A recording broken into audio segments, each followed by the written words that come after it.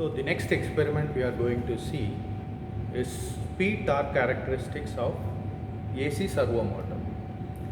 Now what is the speed torque characteristics? We are going to vary the load and then we are going to find out what is the speed, and then before proceeding into the speed torque characteristics, there is something as a back EMF also gets generated and you have to plot the back EMF also. So what is the experimental setup? So this is the setup that you have here.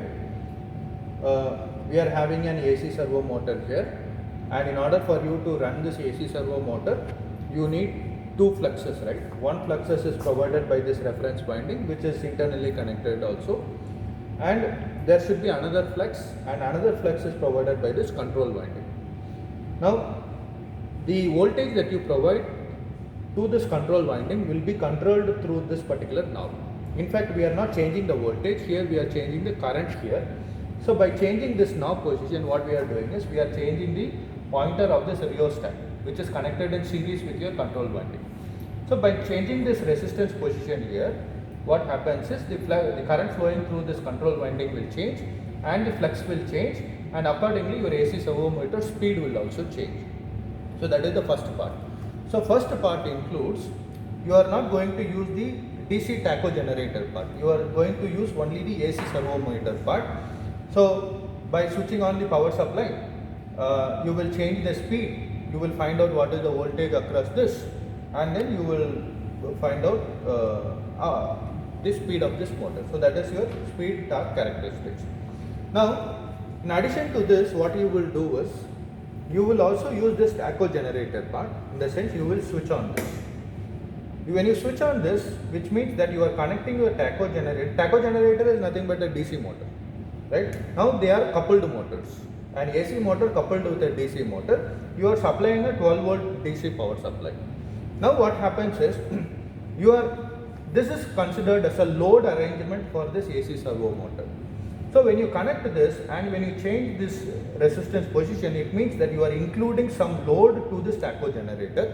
And please remember, the shaft of your AC servo motor will be connected with the shaft of your tacho generator. In fact, both these shafts are internally connected. So when you load, what happens is that this tacho generator will be pulling more amount of current. When it is pulling more amount of current, it is indirectly loading your AC servo motor. So that will give you the back EMF and the torque current characteristics. Okay. So these are the two things that we are going to do. First, what is that you need to do is switch on your setup. When you switch on your setup, it is 00 multiplied by 10 RPM. So first thing is we must calibrate our system as per the given manual, because there will always be an error before we start. So we must first set everything into a reference position here. So in order for you to calibrate, what you should do is you just put it in the calibrate mode. And in the calibrate mode, make sure that you adjust this calibration part such that it is 500 RPM. Here it is 50 multiplied by 10, so it is 500 RPM. So calibrate it into 500 RPM. Once that is done, move back to the reading position. Once it is in the reading position, please see here that SW1 is also off, this is also off. Now keep this motor speed control to a most anti-clockwise position. Why most anti-clockwise position? Most anti-clockwise position means this pointer is towards this first step, which means that inside this control winding circuit, you are including a maximum resistance into your circuit. You are allowing less amount of current to flow through it. So what will happen when you allow less amount of current to flow through, and there is already a 50 volt supply here, and there is some less amount of current here, and so the total flux will be very less and the speed of this AC servo motor will be less. Now what you do is you have to increase this. Let me do it. Now I have switched on. When I have switched on, you see the motor is not at all running, and this is in the most anti-clockwise position, which means that this knob is blocking all the currents and there is no flux that is generated from this control winding. There is only one flux, which is from this reference winding, and you need two fluxes for your AC motor to rotate. you are having only one flux, hence this is not rotating. You can see that this is 0 RPM. Now I change this position, right? Slowly I change. Now you can see that your motor will start rotating, right?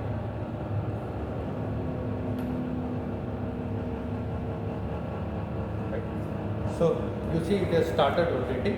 So what is your objective here is you have to create a table that gives you between a rated RPM and back EMF voltage. Okay, so this is the first part of your experiment. You have to change the speed. It is RPM versus back EMF voltage. So 1950 RPM. You have to use multimeter and find out what is the voltage across this. Okay. Now you get a multimeter. Yes. So this is where you will get a back EMF. This is where you will get a back EMF, and this is a control winding voltage. So you have to find the back EMF only across this TP3 terminal.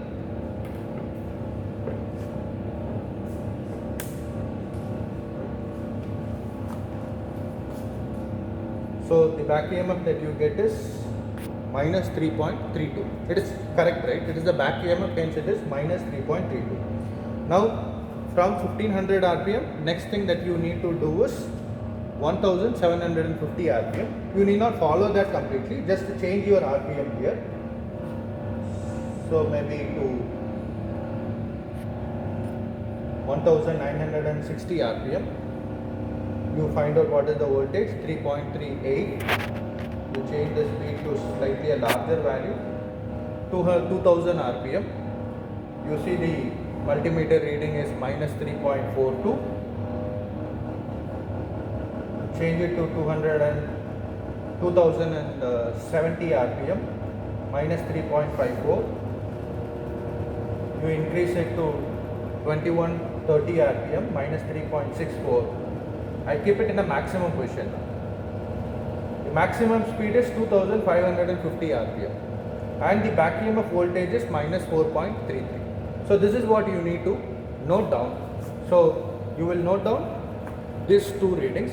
One is RPM, you will change the RPM and you will find out the back EMF voltage. Now what you do is the next part. Next part, we have to load this particular machine. How we will load? We will switch on this. Before that, let us bring back to the zero position. Now you switch on this. Okay. Now, when you switch on, you have connected a DC 12 volt DC supply to your tacho generator, and at the same time, right, you have started loading it. Before you actually proceed, you first set an armature voltage and a constant speed for your AC servo motor. Okay, so let us fix this particular speed to, say for example, close to 2500 RPM. Maybe even 2000 RPM let us set. So we have set close to 2000 RPM. By setting this to 2030 RPM, our back EMF is also fixed. Our armature voltage is fixed. Now what we should do is, this load should be initially in the minimum position. Now this is the starting load current, minimum load current that you have, 0.274 ampere. Now what is that you need to do is increase this load in steps. Now it is 2.83 RPM, where there will be a change when you load something. It is something like you are putting a bag on an athlete. You put one bag, his speed will be less. You put two more bags, his speed will further be less, right? So likewise, you are loading your machine, where there will be a change, your speed will reduce, and at the same time your back EMF will also reduce. Now as I load, you see that speed will keep on reducing. I have increased my load, the speed is 2230. I have further increased my load, my speed is just 2000 RPM, and at the same time there will be a change in your back EMF also. So you have to repeat this particular experiment in steps till a maximum current is maximum rated current is reached. You must not go beyond the rated current, otherwise this will damage your motor. Now these are the tabulations that are required. Okay. These are the tabulations that are required for the speed torque characteristics. You are going to change your armature current. Please note that there is no armature in AC motor. We are speaking about this DC tacho generator. There is an armature for it. So you change this load current. This first column you can fill it up. Once there is a change in the load current, your speed will be less. When the speed is less, your back EMF will also change. And when the back EMF changes, you can obviously calculate what is your power that is exerted, and from the power you can find out what is the torque. Okay, so by this then you can complete your observation, and finally you have to plot the characteristics between the back EMF and your speed. This is the first characteristics. Second characteristics is speed and torque.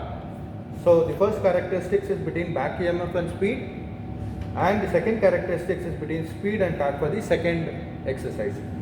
And there are two curves that you can see. The first curve is set for a given speed, given armature voltage. Now you can repeat the same experiment by changing this particular set speed also. Again, bring back to the minimum position, change this normal speed to, say for example 2400 rpm. Again you increase the load currents and repeat the complete steps. You can plot different speed torque characteristics by loading the AC servo motor.